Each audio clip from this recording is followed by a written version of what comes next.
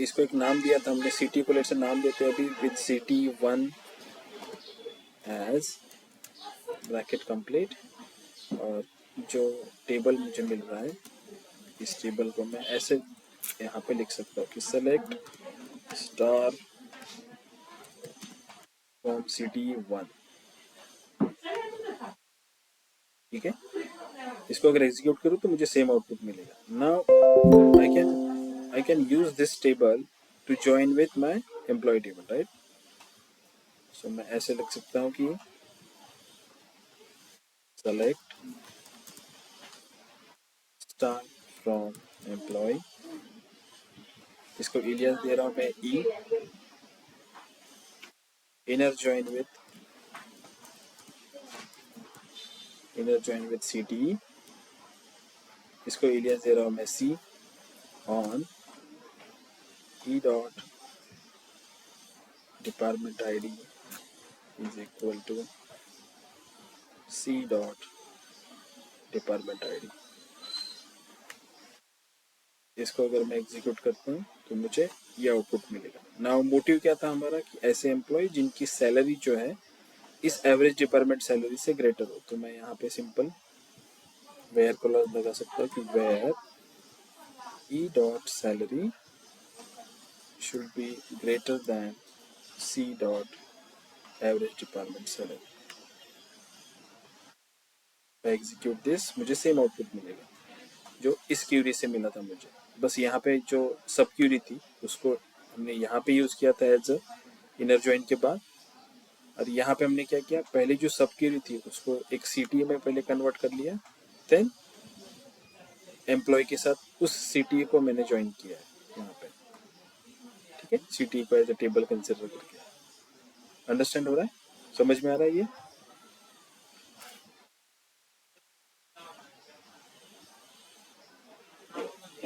Hello.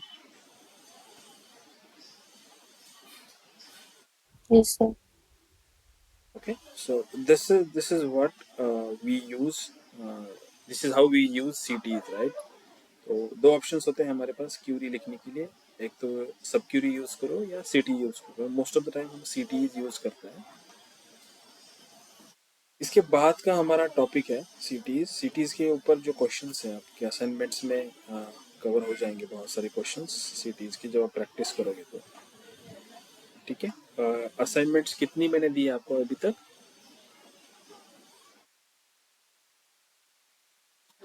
Assignment number क्या एक है भी आपका? सर, असाइनमेंट एक 1 ही है हमारे पास सर। असाइनमेंट 1 ही है क्या? हम्म। ठीक है, तो असाइनमेंट 2, 3 एंड 4 मैं आज दे दूंगा आपको,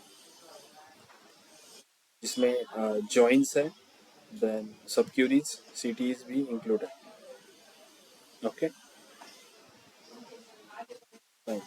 सो सीटीज समझा सबको कि कैसे सीटीज को हमने यूज किया है? सीटीज का फुल फॉर्म क्या है? Common table expressions. क्यों यूज करते हैं हम? क्यूरीज को सिंप्लीफाइड वे में लिखने के लिए, इजी वे में लिखने के लिए। बिकॉज सब क्यूरी में क्यूरी बहुत कॉम्प्लिकेटेड हो जाती है, तो वो अंडरस्टैंड नहीं हो पाती किसी अदर डेवलपर को। इसीलिए सीटीज यूज की जाती है टू सिंप्लीफाइड द क्यूरी, उसको आसानी से लिखने के लिए, इजी अंडरस्टैंडिंग के लिए। ओके, समझ में आया CTEs? Yes sir. Okay, so next topic is temporary tables. So ये टेम्पररी टेबल्स क्या होते हैं?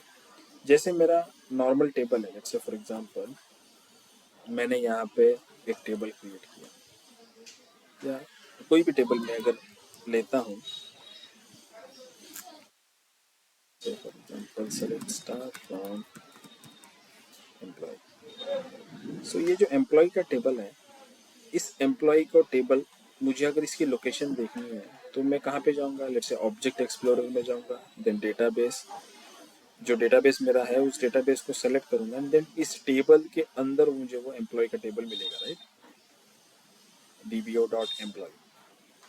तो ये टेबल्स के अंदर है। अगर मैं ये सेशन जो है एसएसएमएस को मैं अगर क्लोज कर दूँ और वापस से ओपन कर दूँ, लेट्स से मैंने इसको, ये जो है इसको मैंने साइन आउट कर दिया, देखो यहाँ पे डिस्कनेक्ट का सिंबल है, मैंने डिस्कनेक्ट कर दिया, वापस से कनेक्ट किया सीक्वल सर्वर को, and if I go again in the database, मुझे वो जो टेबल है डीबीओ डॉट एम्प्लॉय का, वो यहीं पे मिलेगा इस डेटाबेस के अंदर, क्योंकि टेबल यहाँ पे स्टोर है, डेटाबेस के अंदर टेबल स्टोर है। लेकिन एक और टेबल का टाइप होता है जैसे हम टेम्पररी टेबल कहते हैं, जो क्रिएट होता है ओनली उसी सेशन के लिए। मतलब मैंने अभी यहाँ पे लॉगिन किया हुआ है और मैं यहाँ पे न्यू क्यूरीज कर रहा हूँ, तो न्यू क्यूरीज में मैं टेम्पररी टेबल क्रिएशन करता हूँ, उस क्यूरी को मैंने क्लोज कर दिया तो वो टेम्पररी टेबल चला जाता है। वही हम देखेंगे कि उसको कैसे क्रिएट करते हैं, उसका यूज केस क्या है। ठीक है, तो लेट्स से मैं अभी हमारे SQL 12 के सेशन में हूँ यहाँ पे, NMD SQL DA12 ये मेरा डेटाबेस है, और यहाँ पे मुझे एक बैकअप टेबल बैकअप बोल रहा टेम्पररी टेबल अगर क्रिएट करना है तो दो वे है, एक तो मैं क्रिएट स्टेटमेंट यूज कर सकता हूँ, अदरवाइज जो बैकअप टेबल का क्रिएशन हमने देखा था कि select star let's say into backup table या sorry temporary table always start with hash, ये single hash and double hash, जैसे दो टाइप होते हैं टेम्पररी टेबल के। तो टेबल के नाम के पहले आपको हैश देना पड़ेगा, तो वो कंसिडर हो जाएगा एज अ टेम्पररी टेबल। तो मैं पहले हैश देता हूँ और इस टेबल को नाम दे रहा हूँ एम्प्लॉय लेट्स से टेम्प, मैंने ऐसा नाम दिया है इस टेबल को। फ्रॉम विच टेबल, लेट्स से एम्प्लॉय टेबल के अंदर से, राइट। ये कमांड हमने देखी है, राइट, कि बैकअप टेबल क्रिएशन के लिए हमने ये कमांड यूज की थी, राइट। सेम वे मैंने टेबल क्रिएशन के लिए मैं instead of this regular table name मैं यहाँ पे हैश पुट कर रहा हूँ, देन टेबल का नाम पुट कर रहा हूँ। Okay, so if I execute this 10 rows affected, and same way जैसे रेगुलर टेबल के थ्रू मुझे अगर यहाँ से डेटा फेच करना है इस टेम्पररी टेबल के अंदर से, मैं इस टेबल का नाम ले रहा हूँ, मुझे हैश के साथ ही लेना पड़ेगा क्योंकि ये नाम ऐसे ही स्टोर हुआ है। इसको मैं एग्जीक्यूट करूंगा तो मुझे टेबल मिलेगा एम्प्लॉय का, hash employ temporary table. But if I go to this object explorer, इसको मैंने रिफ्रेश कर दिया, if I go to the database in my NMD SQL 12 database, table को अगर मैंने एक्सपांड किया तो जो टेम्पररी टेबल था ना वो यहाँ पे नहीं मिलेगा आपको। टेबल का नाम क्या था हमारा, hash employ back employ temp, right, ये टेबल का नाम था। बट ये टेबल यहाँ पे इस डेटाबेस के अंदर जो टेबल है यहाँ पे नहीं मिलेगा आपको, वो टेबल यहाँ पे नहीं, वो कहाँ पे गया, वो टेम्पररी टेबल की लोकेशन पे गया। ये लोकेशन कहाँ पे, टेम्पररी टेबल का लोकेशन वो यहाँ पे डेटाबेस के अंदर, ये जो डेटाबेस है, sorry,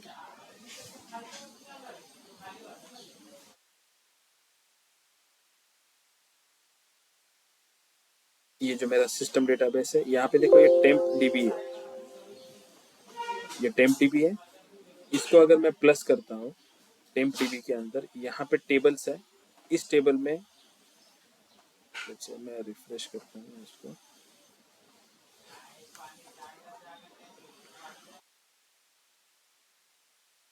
यहाँ पे देखो नीचे टेम्पररी टेबल्स है, इसको अगर एक्सपांड करते हैं तो यहाँ पे देखो डीबीओ हैश एम्प्लॉय टेम्प, ये टेबल यहाँ पे क्रिएट हुआ।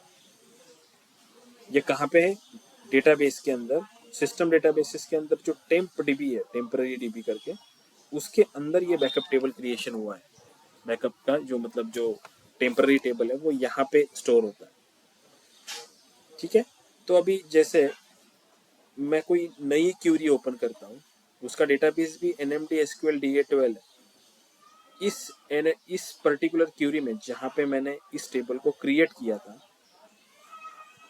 ये दिख रहा है, ये क्यूरी का नाम है, राइट, 67 कुछ ब्रैकेट में 67 आ रहा है, ये क्यूरी का नाम है। जैसे मतलब ये सेशन में मैं हूँ, यहाँ पे मैंने ये टेम्पररी टेबल क्रिएट किया, मैंने न्यू क्यूरी ओपन की, न्यू क्यूरी, और यहाँ पे मैं वापस उस टेबल का नाम डाला,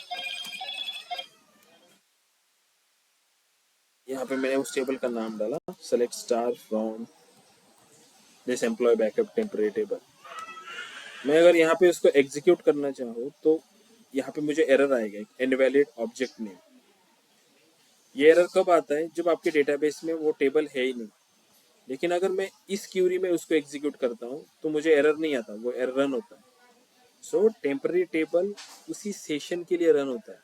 आप किसी नए सेशन में या नई क्यूरी में उसको फेच नहीं कर सकते। अंडरस्टैंड हो रहा है डिफरेंस? आपने टेम्पररी टेबल क्रिएट किया है, जिस सेशन में उसको क्रिएट किया है वहां पे ही उसको आप यूज कर सकते हो, किसी दूसरे सेशन में उसको आप यूज नहीं कर सकते।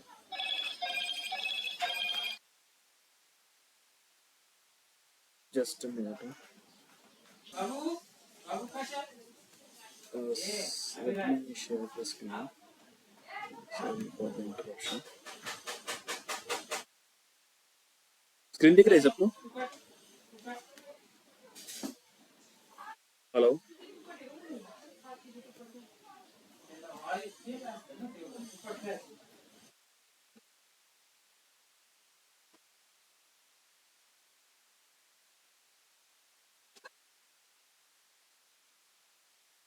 Hello? is my voice is audible? Yes, sir. Yes, sir. Audible. Screen दिख Yes, रही है sir. सबको? Yes, sir. Yes, sir. क्या हुआ? हेलो? आवाज आ रही है ना सबको? Yes, sir. Yes, sir. Yes, sir. आ रही है. ओके, सो ये टेम्पररी टेबल का कंसेप्ट समझ में आ रहा है कि टेम्पररी टेबल को मैंने जिस सेशन में उस क्रिएट किया था उसी सेशन में अगर मैं उसको फेच करूं तो वो मुझे आउटपुट देता है, लेकिन मैं किसी नई क्यूरी में उस टेबल को फेच करने की कोशिश करता हूं तो वो मुझे आउटपुट नहीं देता, इनवैलिड ऑब्जेक्ट नेम बताता है। ठीक है, लेट्स से मैंने ये SQL 12 जो है इसको मैंने क्लोज कर दिया। लेट्स से मैंने इसको SQL 12 जहाँ पे मैंने टेम्पररी टेबल क्रिएट किया था इसको मैंने क्लोज कर दिया, इस सेशन को मैंने क्लोज कर दिया एंड वापस से मैंने जो सेशन है उसको ओपन कर दिया, मतलब सेव करके रखा था मैंने उसको, तो मैं उसको वापस से ओपन कर रहा हूँ जैसे दिस वन। ओके, और यहाँ पे मैं नीचे जहाँ पे मैंने वो रन किया था कमांड वहाँ पे मैं वापस गया। ओके, और यहाँ पे मैं वापस से इस select star from employ temp को रन कर रहा हूँ। तो सी अभी मुझे सेम क्यूरी में भी वो इनवैलिड ऑब्जेक्ट नेम दिखा रहा है क्योंकि टेम्पररी टेबल जो है वो से उसका जो पेरेंट सेशन था, मतलब जिस सेशन में मैंने उसको किया था वो क्लोज कर दिया था मैंने। वापस से मैंने वही सेम सेशन ओपन किया, फिर भी मुझे वो एक्सेस नहीं करेगा टेबल या बताएगा नहीं output. Even I go to this object explorer, यहाँ पे मैंने अभी रिफ्रेश कर दिया, जैसे मैंने इसको रिफ्रेश कर दिया टेम्पररी टेबल्स को, तो देखो ये टेम्पररी टेबल के अंदर से वो जो टेम्पररी टेबल क्रिएट था वो चला गया है, यहाँ पे कोई टेबल नहीं है। इसका क्या मतलब होता है कि अगर मैंने टेम्पररी टेबल का जो सेशन है, जो क्यूरी है जहाँ पे मैंने उसको क्रिएट किया है, अगर उस क्यूरी को मैंने या उस सेशन को मैंने क्लोज कर दिया तो टेम्पररी टेबल जो बनाया था वो अपने आप डिलीट हो जाएगा, आपको वो टेबल जो है टेम्पररी टेबल वो मिलेगा नहीं। सेकंड थिंग है कि अगर मैंने उस टेम्पररी टेबल को किसी और क्यूरी में ओपन करने की कोशिश की ये सेशन छोड़ के, तभी भी वो मुझे एक्सेस करने नहीं देगा, मुझे उसी सेशन में उसको यूज करना पड़ेगा। ये दो चीजें समझ में आई? Yes, sir. Okay, now one more another example of temporary table is, अगर मैं यहाँ पे डबल हैश देता हूँ, पहले सिंगल हैश दिया था, अभी मैं यहाँ पे डबल हैश दे रहा हूँ और अगेन मैं इस टेबल को रन कर रहा हूँ। इसको अगर मैंने एग्जीक्यूट किया 10 रो अफेक्टेड,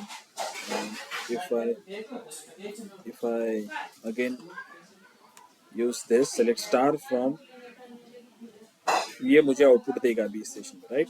अभी न्यू क्यूरी करता हूं मैं, यहाँ पे मुझे वो अगर मैंने ऐसे डाला कि सेलेक्ट स्टार फ्रॉम, जो सिंगल हैश वाला टेबल था वो इस केस में आउटपुट दे रहा था कि नहीं दे रहा था?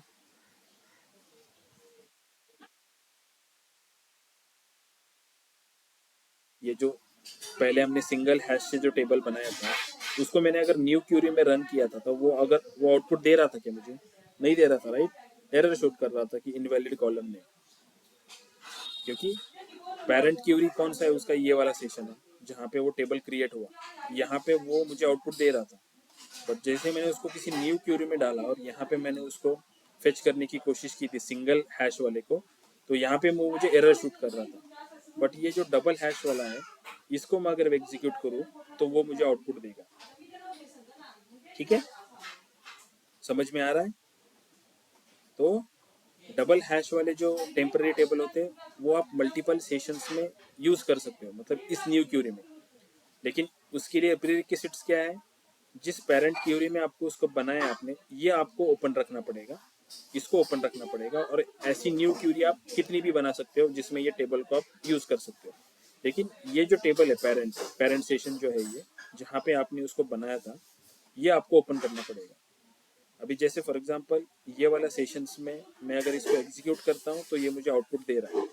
लेकिन जहाँ पे मैंने उसको बनाया था, अगर मैं उस सेशन को क्लोज कर दूँ, जैसे मैंने इसको यहाँ से क्लोज कर दिया और इस सेशन में मैं वापस से उसको ट्राई कर रहा हूँ एग्जीक्यूट करने का, तो देखो मुझे वो एरर शूट करेगा, वो एग्जीक्यूट नहीं होगा।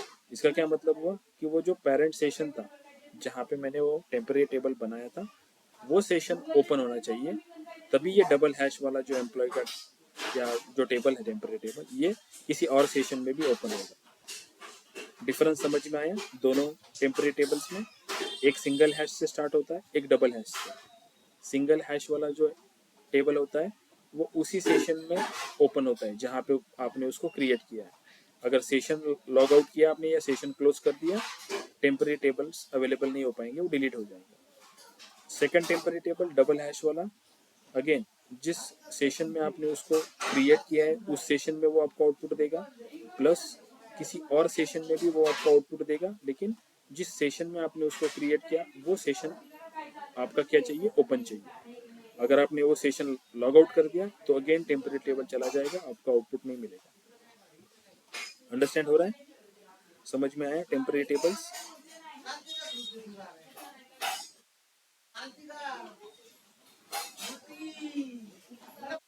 अंडरस्टैंड है? टेम्पररी टेबल समझ में आया? Yes. Yes, sir. Yes, sir. Great. So temporary tables के ऊपर कुछ नोट्स मैंने यहाँ पे लिखी हुई है। जब मैं सेशन एंड हो जाएगा अपना तो ये आपको वापस भेज दूंगा मैं। तो यहाँ पे कुछ नोट्स लिखी हुई है जो आपके काम में आएगी, आप इसको पढ़ लेना एक बार, ठीक है? जो भी मैंने एक्सप्लेन किया वही यहाँ पे यूज किया हुआ। अनदर चीज यहाँ पे एक चीज और लिखी हुई है मैंने कि इसका यूज क्या है, कि हम टेम्पररी टेबल्स को क्यों यूज करते हैं। तो टेम्पररी टेबल्स को जब हमें लार्ज डेटा सेट के साथ काम करना होता है, अभी फिलहाल के लिए हम order table, employ table, return table, ऐसे टेबल, छोटे छोटे टेबल्स के साथ काम कर रहे हैं, सीटीज के साथ, राइट? तो जब मैं सीटी रन करता हूँ, लेट्स से फॉर एग्जांपल ये जो मैंने सीटी अपन ने बनाई थी, राइट, दिस वाली सीटी, इसको जब मैं रन करता हूँ तो मुझे पूरी सीटी सेलेक्ट करनी पड़ती है। जब मैं इसको एग्जीक्यूट करता हूँ तो क्या होता है, पहले ये सीटी रन होगी, इसका जो आउटपुट है, ये आउटपुट इस एसक्यूएल की मेमोरी में स्टोर होगा, इस सीटी का आउटपुट। देन वो आउटपुट क्या करेगा, दूसरे टेबल के साथ जिसके साथ तुमको ज्वाइन करना है उसके साथ ज्वाइन करेगा एंड फिर आपको आउटपुट देगा। तो इस केस में सीक्वल का जो इंजन है वो बिजी होता है, इसका परफॉर्मेंस डिग्रेड होता है, क्योंकि उसको बहुत सारा डेटा जो है उसकी खुद की मेमोरी में स्टोर रखना पड़ता है आपको आउटपुट देने के लिए। लेकिन अगर छोटे टेबल्स के लिए है तो कोई इशू नहीं है, लेकिन बहुत बड़ा डेटा है उस केस में क्या होगा, आपकी क्यूरी स्लो रन होगी, क्योंकि उसको क्या करना पड़ेगा, इतना सारा जो रिजल्ट है सीटीएस का, मल्टीपल सीटीएस का, वो स्टोर करना पड़ेगा एंड देन आपको रिजल्ट देना पड़ेगा। तो इसीलिए बड़े डेटाबेस के लिए क्या होता है, टेम्पररी टेबल्स बनाए जाते हैं। जैसे मैं एक कमांड लिखता हूँ कि सेलेक्ट स्टार फ्रॉम एम्प्लॉय, तो एम्प्लॉय का टेबल मेरे डेटाबेस में स्टोर है, मैं बस वहां से उस टेबल्स में से कुछ डेटा ले रहा हूँ, ठीक है? जब मुझे टेबल के अंदर से, एग्जिस्टिंग टेबल के अंदर से डेटा लेना है तो क्यूरी ऑप्टिमाइज होती है, वो ज्यादा टाइम नहीं लेती। लेकिन अगर मुझे क्यूरी का जो रिपोर्ट है वो एसक्यूएल की मेमोरी में रख के फिर उससे आउटपुट लेना है तो क्यूरी स्लो हो जाती है। तो छोटे डेटाबेसेस के लिए सीटी इज फाइन, बट बड़े डेटाबेसेस के लिए जब तक आपको परफॉर्मेंस का इशू नहीं आता या आपकी क्यूरी स्लो है तब तक आप सीटी यूज करो। जब आपको परफॉर्मेंस इशू आएगा, क्यूरी स्लो रन होने लगेगी, then you need to use temporary tables. तो अगर टेम्पररी टेबल्स बनाना है तो हमें कैसे बनाना पड़ेगा, जैसे फॉर एग्जांपल ये सीटी का, ये जो मैंने सीटी बनाई है, तो ये जो क्यूरी है अंदर की, इसको मैं क्या करूंगा, एक टेम्परेरी टेबल में कन्वर्ट कर दूंगा, right. Let's say for example ये क्यूरी है, राइट। मैंने इस क्यूरी को वापस से यहाँ पे डाल दिया, ठीक है। यहाँ पे मैंने अगर इसको रन कर दिया, it will be give me some output, ये आउटपुट मुझे देगा। अगर मुझे टेम्परेरी टेबल्स में इसको रन करना पड़ेगा तो मुझे क्या करना पड़ेगा, लेट्स से दिस क्यूरी, इस क्यूरी को मैं क्या करूंगा, पहले यहाँ पे पेस्ट कर दूंगा और यहाँ पे मैं इसको डाल दूंगा कि into let's say hash emp temp, ऐसे मैंने इसको टेम्परेरी टेबल में पहले मैं इसको क्या कर दूंगा, लोड कर दूंगा। 4 rows affected, okay fine. Now simple, मैं अभी क्या करूंगा, next select star from employee, इसको मैं ई नाम दूंगा, inner join with this temporary table, directly इस टेम्परेरी टेबल के साथ इनर ज्वाइन करूंगा, क्योंकि अभी ये टेबल है, ये टेबल की तरह स्टोर है। तो जैसे जैसे मुझे क्यूरी रन करने के लिए पूरी क्यूरी सेलेक्ट करनी पड़ती थी, सारी सिटीज सेलेक्ट करनी पड़ती थी। जैसे मैं इसको नाम दे रहा हूँ टी, जैसे टी नाम दे रहा हूँ, कंडीशन दूंगा मैं E dot department ID is equal to T dot department ID and simple यहाँ पे दे दूंगा कि where E dot salary is greater than T dot average department salary, और बस मैं इतना रन कर रहा हूँ। इसको मैं एग्जीक्यूट करूंगा तो still I am getting same output, right.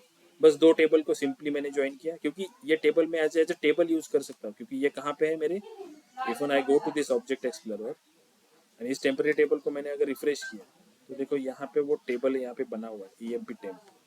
तो अभी वो डेटा क्यूरी कैसे रन हो रही है, सिंपली क्यूरी क्या कर रही है, पहले एम्प्लॉय टेबल को जा रही है, जो ऑलरेडी टेबल बना हुआ है वहां से डेटा ले रही है, फिर जा रही है इस एम्प्लॉय टेम्प को, जो उसको ऑलरेडी बनाया हुआ डेटा स्टोर मिल रहा है डेटाबेस के अंदर, वहां से बस डेटा को उठा रहा है एंड देन क्यूरी रन हो रहा है। तो दोनों केस में दोनों जो टेबल है वो दोनों टेबल्स का डेटा डेटाबेस में पहले से स्टोर है, इसलिए क्यूरी फास्ट रन होगी। बट सेम क्यूरी अगर मैं एक सीटी के साथ रन करता हूँ तो इसको क्या करना पड़ रहा है, मुझे होल क्यूरी को सेलेक्ट करना पड़ रहा है, देन एग्जीक्यूट करना पड़ रहा है। तो ये जो सीटी का आउटपुट है, ये आउटपुट जो टेम्परेरी टेबल हमने क्रिएट किया, ये टेबल इसको अपनी मेमोरी में रखना पड़ेगा और उस मेमोरी को फिर रखे हुए टेबल को इस एम्प्लॉय टेबल के साथ ज्वाइन करना पड़ेगा, then you get this output. समझ में आ रहा है डिफरेंस, टेम्परेरी टेबल क्यों यूज करते हैं।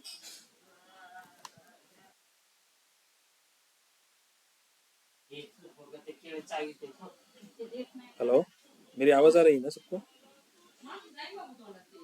Yes, sir. ओके, सो टेम्परेरी टेबल्स क्यों यूज करते हैं, ये अंडरस्टैंड हुआ तुम लोग को? Yes, sir. बड़ा डेटा रहेगा तो देन इन दैट केस जब आपको कोई परफॉर्मेंस इश्यू आएगा, कभी कभी क्यूरी स्लो रन होती है, बहुत लंबी क्यूरी होगी, बहुत ज्यादा बड़ा डेटा जैसे मिलियंस ऑफ ट्रिलियंस ऑफ रोज है जिसके अंदर, तो जब डेटा फिचिंग के टाइम पे वो क्यूरी स्लो रन होती है, राइट, क्यूरी को 15 मिनट 20 मिनट 1 घंटा लगता है।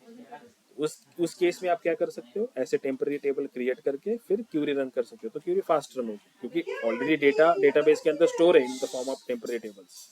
क्लियर? ठीक है, समझ में आया ये?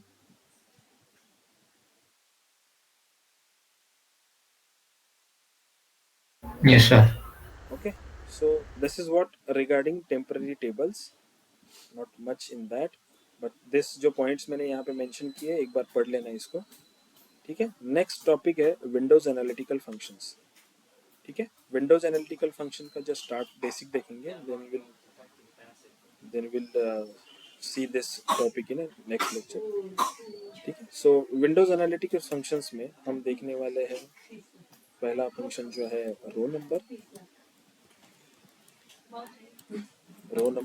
then it will be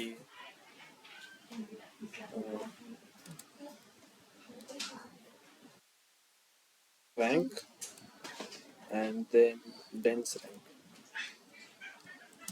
ठीक है, those three functions we can see. So basically ये row number, rank, dense rank, ये क्या है?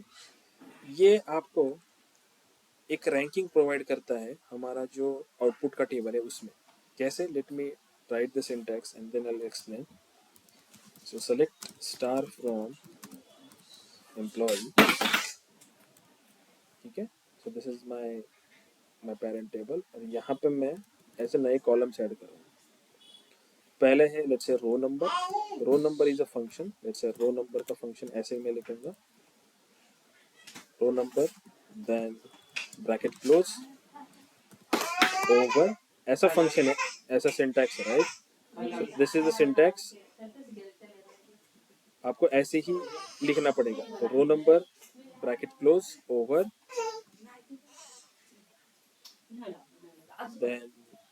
then let's say again bracket, then over here we need to use order by. Let's say salary descending. मैं ऐसा syntax लिख रहा हूँ, then I'll explain you as let's say row number. ठीक है, if I execute this, let's see what happen. यहाँ पे एक नया कॉलम बन के आया रो नंबर. ये रो नंबर क्या कर रहा है? ऑर्डर बाय सैलरी डिसेंडिंग, मतलब सैलरी को डिसेंडिंग ऑर्डर में कर रहा है. एंड देन हर एक रो के लिए एक नंबर जनरेट करके दे रहा है मुझे, 1 2 3 4 5 6 7 8 9 10, राइट? डिस्पाइट जैसे यहाँ पे 12,000 तो उसको कुछ फर्क नहीं पड़ता कि यहाँ पे रिपीटेटिव है तो मैं नंबर इनको एक ही कंसिडर करूँ, या अगर मेरे पास डुप्लीकेट रिकॉर्ड्स है तो भी कोई फर्क नहीं पड़ेगा. वो सभी रोज को एक यूनिक नंबर यहाँ पे दे देगा. ये रो नंबर का फंक्शन. रो नंबर का फंक्शन क्या करेगा? हर एक रो के लिए एक यूनिक नंबर यहाँ पे जनरेट करके देगा. जैसे देखो यहाँ पे इस क्यूरी के यहाँ पे लेफ्ट हैंड साइड में ये ऑटोमेटिक जनरेटेड नंबर्स होते हैं, रो का नंबर जनरेट करते हैं. तो this row number and this row number will be same. ठीक है, देन नेक्स्ट पॉइंट आता है रैंक. सो रैंक का जो सिंटैक्स है, रैंक का सिंटैक्स मैं ऐसे लिखूंगा, rank again over order by salary descending as rank. Let's run this. Rank function को अगर मैंने देखा और कंपेयर किया रो नंबर के साथ, तो यहाँ पे देखो क्या हो रहा है भाई. रो नंबर ने क्या किया? 1 2 3 नंबर 10 तक दे दिया मुझे, क्योंकि मेरे पास 10 रिकॉर्ड थे तो उसने मुझे नंबर दे दिया 10. लेकिन ये रैंक फंक्शन क्या कर रहा है? फर्स्ट रैंक उसने दिया 15,000 को, फिर 12,000 और 12,000 ये जो दो सेम सैलरी है उनके लिए उसने सेम रैंक दे दिया 2 2. समझ में आ रहा है? सेम सैलरी के लिए उसने क्या किया? सेम रैंकिंग दे दिया. तो फर्स्ट के लिए उसने क्या किया? फर्स्ट दे दिया. सेकंड एंड थर्ड के लिए उसने 2 2 दे दिया. और ये जो थर्ड है रो नंबर में, जो थर्ड नंबर पे था उसको स्किप कर दिया उसने, और ये 1000 को उसने 4 दे दिया. यहाँ पे ऑब्जर्व करो अच्छे से. ये दो रैंक उसने रिपीट तो कर दी, दोनों को सेम रैंक कर दी, क्योंकि सैलरी सेम है तो दोनों को सेम रैंक दे दी 2 2. तो ये तो काउंटिंग 3 हो गए ना, 1 2 3. ये थर्ड नंबर वाले को भी उसने 2 ही काउंटिंग दिया है, तो थर्ड जो नंबर है रैंकिंग उसको उसने स्किप कर दिया, और आउटपुट में मुझे अभी लास्ट नेक्स्ट जो कंसेक्यूटिव था उसको उसने 4 दे दिया, 3 को उसने स्किप कर दिया. तो सेम वे देखो यहाँ पे 10,000 है तो उसने सेम रैंकिंग दे दिया 4 4. 5 को स्किप कर दिया और यहाँ पे 6 दे दिया. देन 7 8 और ये 5,000 सेम है तो दोनों को सेम रैंकिंग दे दिया 9 9. समझ में आया? रैंकिंग क्या करता है?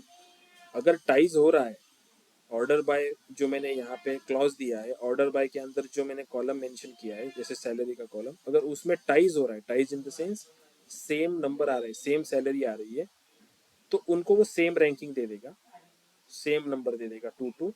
लेकिन कॉन्सिक्यूटिव जो नंबर होगा या जो कॉलम्स की वैल्यू होगी, जैसे यहाँ पे 10,000 है तो इसका नंबर क्या देगा? वो इंस्टेड ऑफ 3, वो इंस्टेड ऑफ यहाँ पे 4 दे देगा, 3 को वो स्किप कर देगा.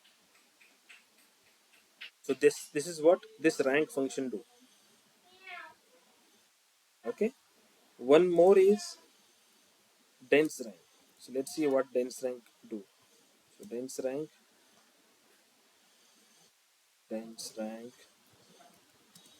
over order by salary descending as, let's say, dense rank. And now if I run this, see तीसरा एक कॉलम बनेगा. नाउ यहाँ पे रैंक को और इसको डेंस रैंक को कंपेयर करो आप. 15,000 को उसने 1 दे दिया, 12,000 में टाइज हुआ तो दोनों को सेम रैंक दे दिया 2-2. फिर जो 10,000 है उसके लिए उसने क्या दिया, 3 नंबर का रैंक दिया. यहाँ पे रैंकिंग स्किप नहीं किया. 10,000 और 10,000 डुप्लीकेट है, अगेन यहाँ पे उसने सेम ही रैंक दिया 3. 9,000 के लिए नेक्स्ट कॉन्सिक्यूटिव रैंक दिया 4. तो यहाँ पे देखो रैंकिंग जो है वो रैंकिंग है कंटिन्यूअस ऑर्डर में, यहाँ पे कोई स्किपिंग नहीं है. तो ये फर्क है row number, rank and dense rank. ठीक है, ये बेसिक अंडरस्टैंड हुआ how this 3 gives us a result, row number, rank and dense rank.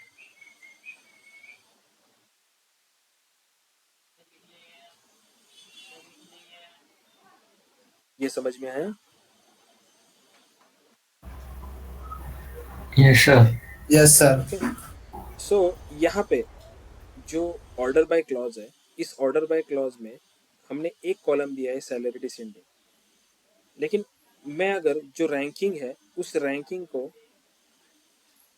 मैं मल्टीपल कॉलम्स के साथ ऑर्डर बाय करना चाहता हूँ. मतलब इन शॉर्ट, अगर सैलरी के केस में अगर टाइज होता है, जैसे यहाँ पे 12,000 ये जो 2 रोज है, अगर ये टाइज है तो फिर मैं क्या रेफर करूँ. अगर मैंने यहाँ पे लेट्स से मुझे ऐसा लॉजिक देना है यहाँ पे कि 12,000 अगर सेम सैलरी हो तो जिसका एम्प्लॉय आईडी छोटा है उसको रैंकिंग दे दो पहले. तो इसको इम्प्लीमेंट करने के लिए इस ऑर्डर बाय सैलरी में मैं यहाँ पे कॉमा दे दूंगा और यहाँ पे मैं लिख दूंगा EMP ID और यहाँ पे मैंने लिख दिया असेंडिंग. अभी बाय डिफॉल्ट असेंडिंग ही होता है, लिखने की जरूरत नहीं, बट मैं यहाँ पे लिख रहा हूँ. So if I run this, तो यहाँ पे रो नंबर का जो आउटपुट है ये देखो मुझे अभी सेम ही मिल रहा है. सेम वे अगर मैंने इसको बाकी जो 2 मेरी रैंकिंग है उसके लिए इम्प्लीमेंट किया, let's see what it can give sir. मैंने यहाँ पे डाल दिया और सेम इस ऑर्डर बाय में मैंने एम्प्लॉय आईडी को भी ऐड कर दिया. नाउ अभी क्या होगा, लेट्स सी, रन करते हैं और क्रॉस चेक करते हैं. तो सी अभी रैंक ने क्या कर दिया, 15,000 को 1 रैंक दिया, 12,000 को उसने 2 रैंक दिया. फाइन. नेक्स्ट जो 12,000 था ये तो टाइज हुआ, तो फिर उसने क्रॉस चेक किया यहाँ से एम्प्लॉय आईडी से. एम्प्लॉय आईडी हमने क्या लिखा था, असेंडिंग. इसका मतलब जिसका एम्प्लॉय आईडी कम होगा उसको ऊपर वाला रैंक मिलेगा, जो ये 2 को मिला है. फिर इस 12,000 को रैंक मिलेगा 3 का, क्योंकि इसका एम्प्लॉय आईडी 6 है, इसका 5 है. तो ये 5 वाले को 2 रैंक मिलेगा, 6 वाले को 3 रैंक मिलेगा. देन ये जो है इसको 4 मिला, फिर इसको अगेन 1 वाले को 4 मिला है, 3 वाले को 5 मिला है. फिर 9,000, 7,000, 6,000 यहाँ पे अगेन टाइज हुआ. जो 4 एम्प्लॉय आईडी था उसको 9 नंबर मिला और 8 वाला जो था उसको मिला 10 नंबर. अंडरस्टैंड हो रहा है रैंकिंग? ये देखो row number, rank and dense rank अभी तीनों सेम ही दिख रहे हैं. ठीक है. सो ऑर्डर बाय क्लॉज में इनसाइड ओवर क्लॉज, ये जो ऑर्डर बाय क्लॉज है यहाँ आप मल्टीपल कॉलम्स प्रोवाइड कर सकते हो, डिपेंड्स अपॉन योर रिक्वायरमेंट की. लॉजिक में आपको अगर टाइज होता है तो मुझे किसके बेसिस पे ऑर्डरिंग करना है, क्योंकि रैंकिंग क्या कर रहा है, बस रैंकिंग एक रैंक प्रोवाइड कर रहा है ना, एक नंबर प्रोवाइड कर रहा है जो ऑर्डर बाय क्लॉज आप यहाँ पे दे रहे हो. राइट. इसका यूज केस क्या है, जैसे मैंने आपको बोला कि मुझे ऐसा मतलब टॉप 1 का एम्प्लॉय चाहिए जिसकी सैलरी सबसे ज्यादा हो, या मुझे ऐसे एम्प्लॉय चाहिए हर एक डिपार्टमेंट के अंदर से जिनकी सैलरी हाईएस्ट हो. तो उस केस में आपको उसको रैंकिंग देना पड़ेगा, आपको कुछ नंबरिंग देना पड़ेगा लॉजिक में और बताना पड़ेगा कि हाँ, ये अगर रो नंबर मेरे पास है, ये रो नंबर का कॉलम है, तो सिंपली मैं ऐसे भी लिख सकता हूँ ना कि where this row number is equal to 1, तो आउटपुट में मुझे ये मिलेगा। मोहित, अंडरस्टैंड, समझ में आ रहा है? तो रैंकिंग इसलिए यूज की जाती है, टॉप 1, टॉप 2, टॉप 3, या बॉटम 1, बॉटम 2, बॉटम 3, ये सब वैल्यूज जो है, ये वैल्यूज इस विंडोज फंक्शंस को यूज करके हम कैलकुलेट कर सकते हैं। ठीक है, विंडोज फंक्शन का एक और एग्जांपल, जैसे ऊपर वाले एक एग्जांपल में, जैसे ये वाला जो एग्जांपल था, राइट, ये वाला एग्जांपल, जिसको हमने टेम्पररी टेबल से भी यूज किया था, राइट। इसको अगर मैंने एग्जीक्यूट किया तो मुझे ये 3 मिले थे, लेकिन बस मैंने इतना एग्जीक्यूट किया था तो मुझे क्या मिलता है, मुझे ये जो लास्ट वाला जो कॉलम था, राइट,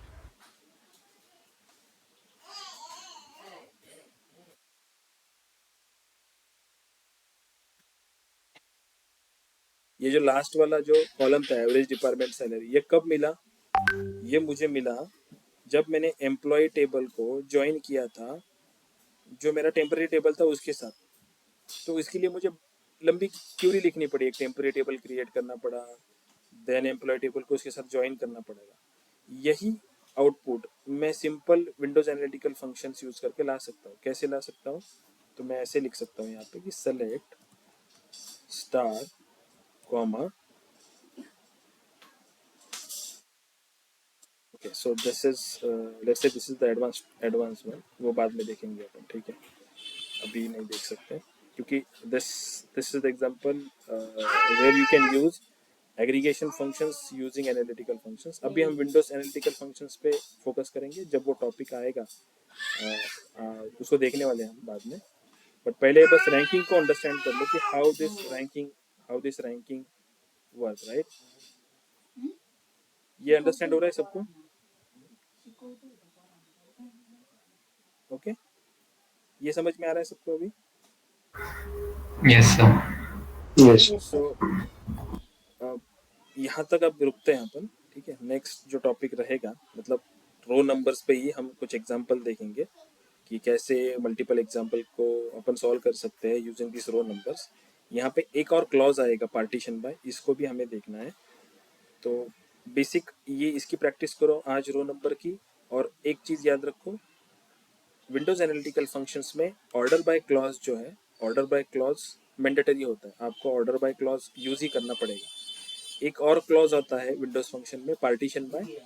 तो आप पार्टीशन बाय अगर आपको यूज नहीं करना है तो नहीं कर सकते, लेकिन ऑर्डर बाय आपको यूज करना ही पड़ेगा फॉर द रैंकिंग पर्पज, ठीक है। So order bye is mandatory for Windows analytical functions. ये अगर 3 फंक्शंस आप यूज कर रहे हो तब ओवर क्लॉज में आपको ऑर्डर बाय यूज करना ही पड़ेगा, ठीक है। क्यों करना पड़ेगा? क्योंकि जो रैंकिंग होगा उसके लिए कोई ऑर्डर बाय चाहिए, राइट, सॉर्टिंग करने के लिए, दैट्स व्हाई। बट इस ऑर्डर बाय में मल्टीपल कॉलम्स आप यूज कर सकते हो फॉर ऑर्डरिंग। जैसे ऑर्डर बाय मैंने सैलरी लिखा था, लेकिन अगर सैलरी टाइज हो रहा है और मुझे जो रैंकिंग है वो रैंकिंग अगर टाइज हो रहा है, तो मैं एम्प्लॉय आईडी को प्रेफर करना चाहता हूँ कि जिसका एम्प्लॉय आईडी कम हो उसको तुम रैंकिंग पहले देना और दूसरे को बाद में देना। So, उस वे का लॉजिक हम यहाँ पे ऐसे हमने ऑर्डर बाय में 2 कॉलम्स रेफर किए कि पहले तुम सैलरी डिसेंडिंग को फोकस करो, अगर सैलरी टाइज है देन एम्प्लॉय आईडी के कॉलम में जाओ और यहाँ पे जिस एम्प्लॉय आईडी का आईडी असेंडिंग होगा या छोटा होगा उसको तुम रैंकिंग दोगे। अंडरस्टैंड? तो इसकी प्रैक्टिस करो आज। We will see this remaining topics in next lecture,